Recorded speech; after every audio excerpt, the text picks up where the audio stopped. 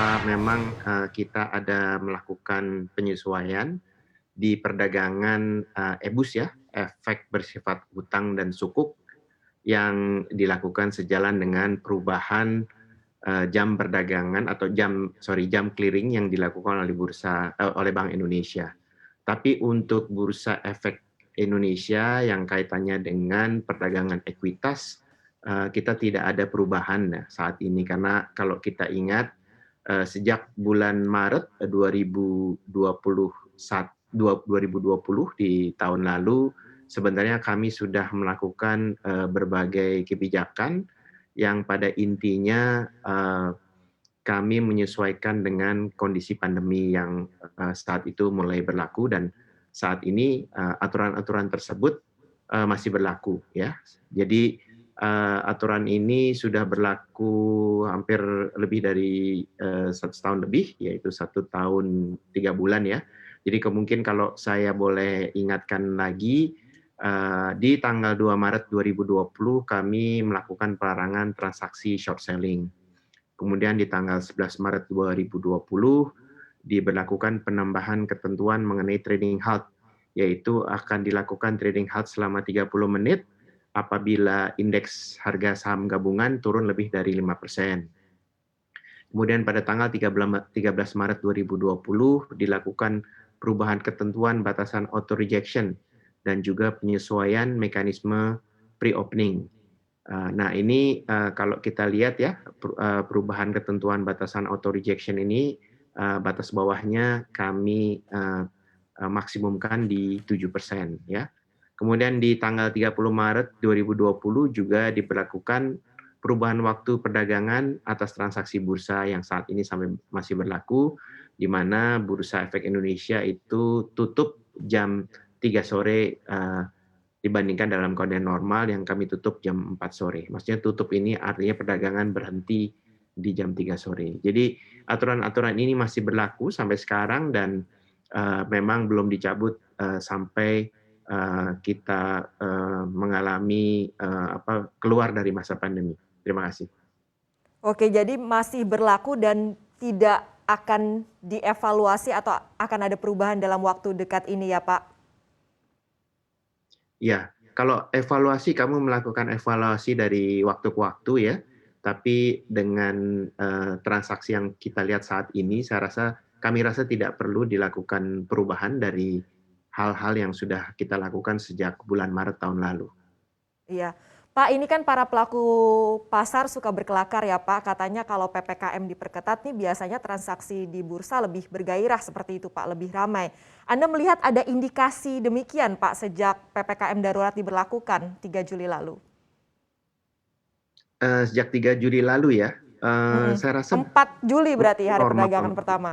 Ya, 5 Pak, maaf. ya, 5 Juli, jadi ini baru berlaku beberapa hari ya, sejak Betul. hari Senin kemarin ya kalau nggak salah ya. Jadi kalau kita lihat nih perdagangan masih dalam kondisi yang normal ya, masih dalam range bound di mana, kami tidak melihat, transaksi, menjadi terlalu lemah atau menjadi terlalu tinggi dan juga kita juga lihat bahwa, animo atas, investor retail, itu tetap normal ya, kurang lebih sekitar 50% dari transaksi di Bursa Efek Indonesia itu, dilakukan oleh investor retail. Jadi, mungkin agak berbeda dengan hal yang, kita alami waktu PSBB ya, dulu ya, di mana hal itu cukup mengagetkan dan, banyak merubah behavior dari para investor.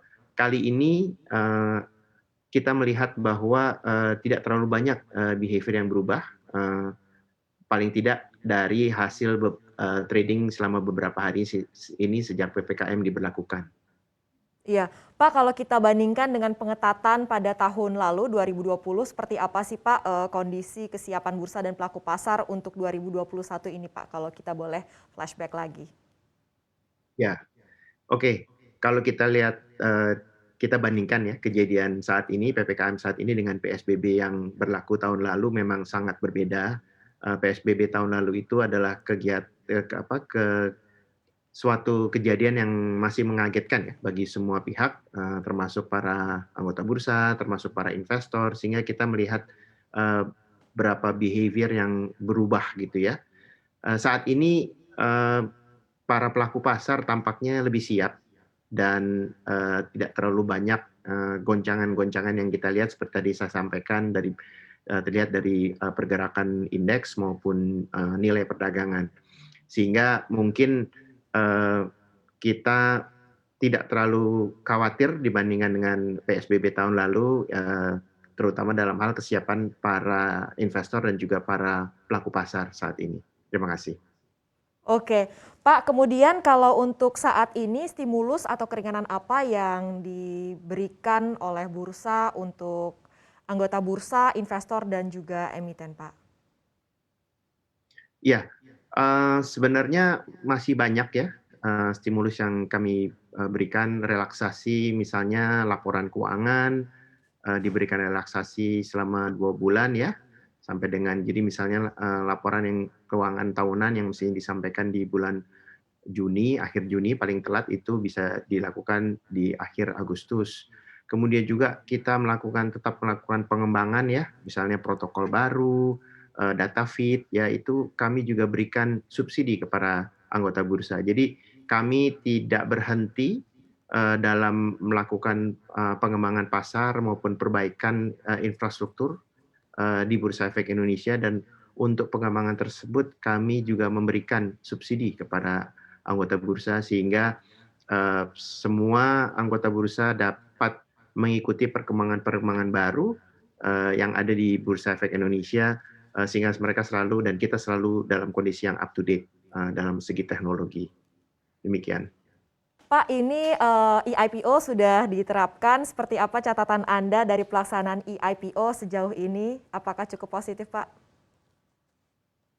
Wah, itu sangat sangat positif ya. Jadi ini pertanyaan yang sangat bagus. Jadi kalau kita lihat dari beberapa, perusahaan IPO yang berjalan saat ini, memang luar biasa ya. Beberapa IPO yang terakhir ini, mungkin 3 atau 4 IPO terakhir ini, kita lihat bahwa, para, pemesan, terutama dari investor retail ya, itu basically, mencakup seluruh provinsi yang ada di Indonesia dan juga termasuk di antaranya adalah 14 investor dari 14 negara di luar Indonesia yang juga, melakukan pembelian melalui e-IPO. Jadi, saya rasa ini adalah suatu hal yang sangat, mengembirakan. Proses e-IPO ini memberikan kesempatan bagi semua investor, tidak hanya di Indonesia tapi juga di dunia untuk bisa melakukan pembelian atau melakukan investasi, untuk saham-saham yang ditawarkan secara perdana di Bursa Indonesia, Bursa Efek Indonesia. Jadi Pak, kami sangat, ya silakan.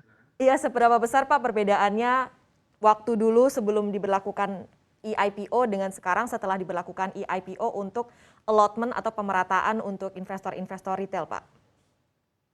Ya, kalau kita lihat di 2 IPO terakhir, allotment atau, alokasi untuk investor retail itu bahkan mencapai 11.000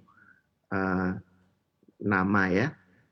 Dulu kalau kita lihat dalam sejarah Bursa Efek Indonesia mungkin jumlah, nama yang dibagikan dalam suatu proses IPO itu angkanya berkisar di maksimum 1.700-an nama. Sekarang kita bahkan mencapai hampir 11.000, lebih besar dari 10.000. Jadi ini suatu pergerakan yang sangat luar biasa sih bagi kami.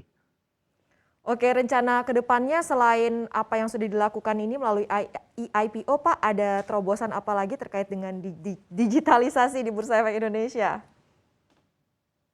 Oke, saya rasa kami, saat ini masih, berfokus untuk melakukan perbaikan ya terhadap, sistem e-IPO kami karena, kami akui bahwa, pada saat pengembangan dulu, kami berpikir bahwa, 10.000 itu adalah, untuk alokasi diberikan kepada 10.000 nama itu adalah angka yang sudah luar biasa.